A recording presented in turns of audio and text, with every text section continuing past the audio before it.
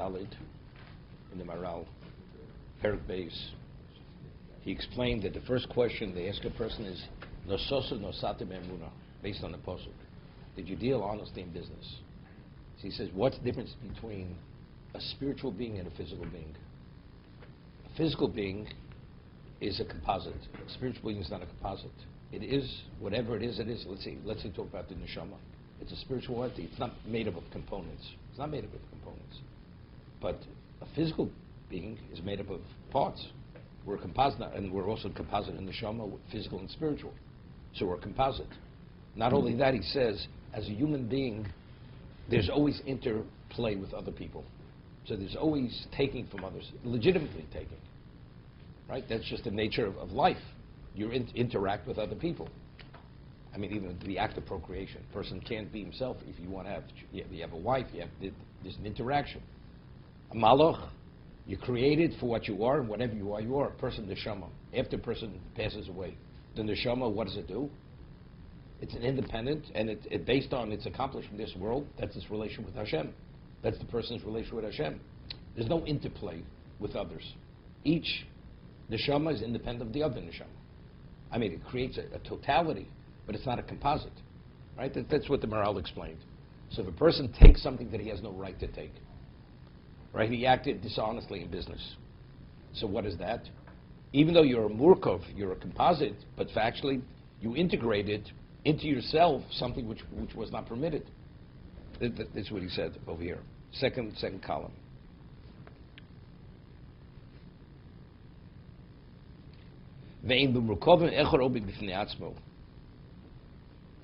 He says a murkov, something that's made up of multiple things.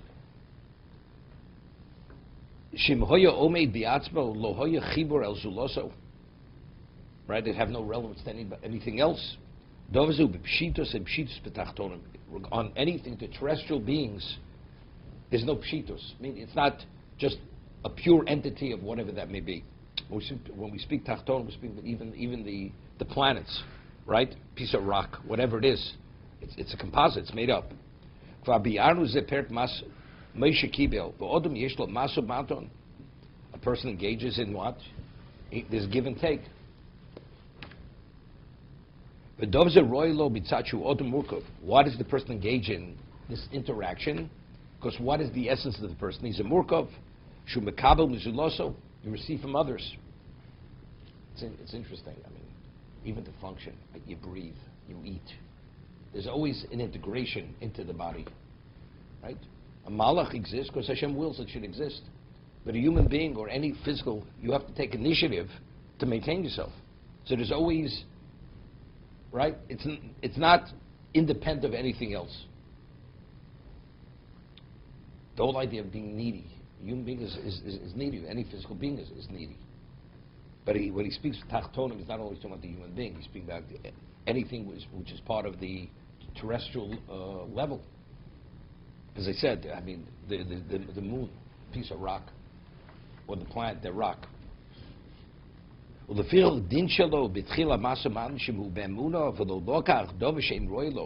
he acted with honesty, with faithfulness, and he did not take anything which is not rightfully his,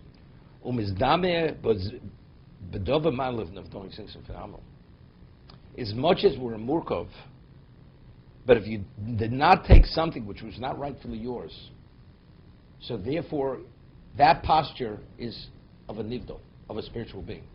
Just as a being doesn't take from anything else, because it is independent of what it is, although the nature of a human being is a composite, and we have needs, we integrate things, but that I could have and I did not, and I acted honestly, what profile am I projecting? That's that's the profile of a spiritual being. Is that even greater than a spiritual being? Of course it's greater, because I could have, I'm inclined to, right? And I did not. But I'm saying better today, he says, that's why that's the first question. I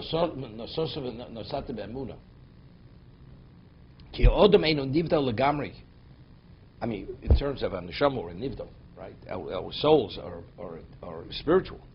But it's when they're fused into the body, it's a whole different story. It's a composite. Al dover ad shedover hu dover leharkovo umikol mokom ha'odom k'tzas domer le'olyonim she'ein beharkovo. But a human being, by not taking, what are you doing? You're assuming the semblance of what? Of the elyonim, of the spiritual. She'ein beharkovo. Zekasher masaman shelo be'emunah. When is that? When your business behavior is what? Is be'emunah, with faithfulness, with honesty. Even though you receive from others, because that would be the extreme antithesis of what a spiritual being is.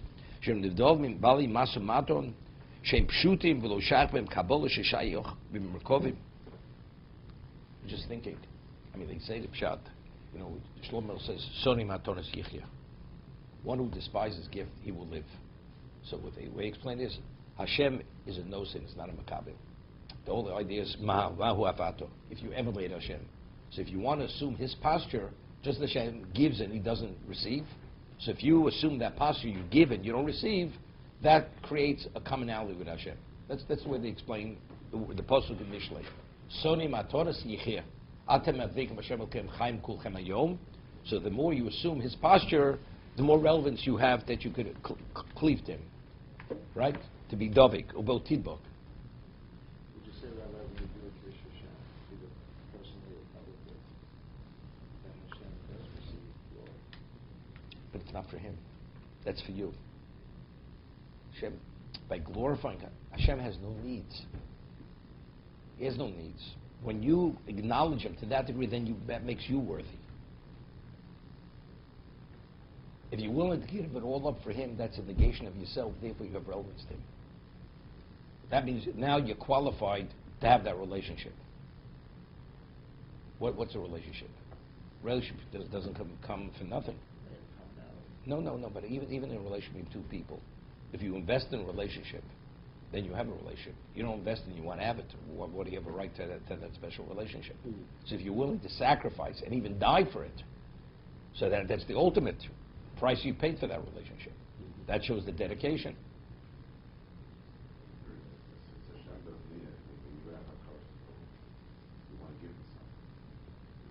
But that's you. It's not you. But that's for you. That's to perfect you. If you give you a list of things that would be appropriate for you to give if you want to show a person. It's not a course. It's not a course. It's not a course. This is the same. But you're the beneficiary. You're advancing. You're advancing. When you do mitzvah, so who's the beneficiary? You're the beneficiary. No, if a person understands, then you submit. If you understand whatever you are, it's because He gave it to you. So there's no question. You have a beholdenness. Of course you're going to do it. I haven't done enough. What do you mean you haven't done enough? Right? If you understand what's going on over here, as much as you do, it's never enough. Because every aspect of your being is only because He's given it to you. It's somebody gives you unlimited amount of capital, and he says, I want you to use it for this, and nothing should be left for me. What do you think I gave it to you? I gave it to you to expend, to invest it in what you meant to invest it in. There's no you. It's only you only exist for that. You don't exist for yourself, but ultimately you do exist to what? For the afterlife. Understand? It's for you, but it's not for you in this world. It's for you in the world to come. Okay? It's clear. Right, but it's for you because that's what you're here for. That's what you're here for. You got a job. Exactly. But even the job, it's you. The ancillary benefits. It's not ancillary. That is the essence of it. What do you work? Just accumulate money. You can spend the money You're really a slave, though. You're really it's not a slave. It doesn't mean servant. Servant. You're really a servant to Hashem. Servant. A slave. We're a servant to Hashem. That's our job. Our job is to do what Hashem wants us to do. Whether we get... But why does He want you to do it? Because if you submit, then you have the relationship. Correct.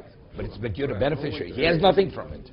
He has nothing for Correct. it. So that's it. That's the That's where it begins, that's where it ends. Correct. So the Olam Haba side is really it's like a bonus. That's not a bonus. No, it's not a bonus. That is it. That is its value. Why does he want you to be the servant? To have that relationship in Olam Haba. There's no other value. This world in its own right has no value unto itself. So if you have that close connection with Hashem in this world, that has tremendous value. Even in this world, you can feel the value. But that value makes you a greater beneficiary in this world. To be able to succeed to a greater degree. All that value in this world to succeed to a greater degree, which ultimately the benefit will be there.